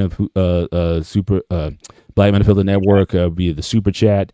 And also for us, certainly if you enjoy the content that myself and Peter will be giving to you every Sunday, consider dropping personally any cash apps that you give us. Certainly, we would certainly appreciate that. But final thoughts here. Again, I'm only going to go with the specific question that if all of the boxes, or at least the important boxes are checked, but if I ever found myself that was no longer in love with my wife, I would probably stay. And likewise, I would hope that she would stay. And we'll just keep this thing going. The relationship may change. It may be different. Or at best, maybe it gives us something to work on and say, okay, if some of the in-love stuff was gone, is it still possible for us to capture some of that back? So I would certainly still work for that. But yeah, man, I'm staying in. It's ride or die, and the vows didn't say until I stopped being in love anymore. Mm-hmm. I still love my wife. I give love to my wife, and I just pray I get that. I give love back, but I honor my vows, and I keep this thing moving. So, you get the last word, Pete, as we close out. Before you make a decision, a rash decision, or crazy decision, sit down, talk about it. Make sure it is a right decision, because you can blow the biggest chance out of all. And take a minute, take a day, take a week, take a month.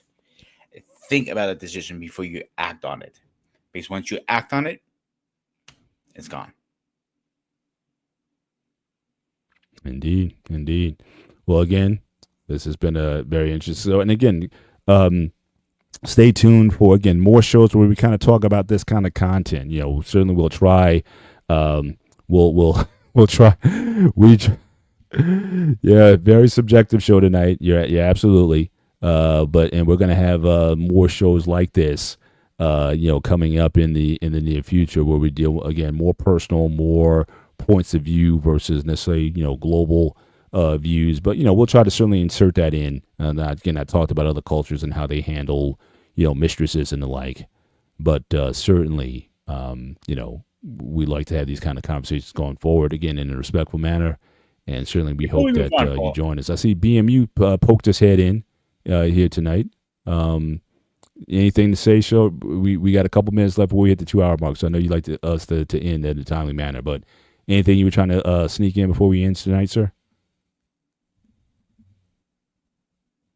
Are you good? Okay, awesome. All right, so we'll end the show right there. So again, we always have this young lady always popping her head in.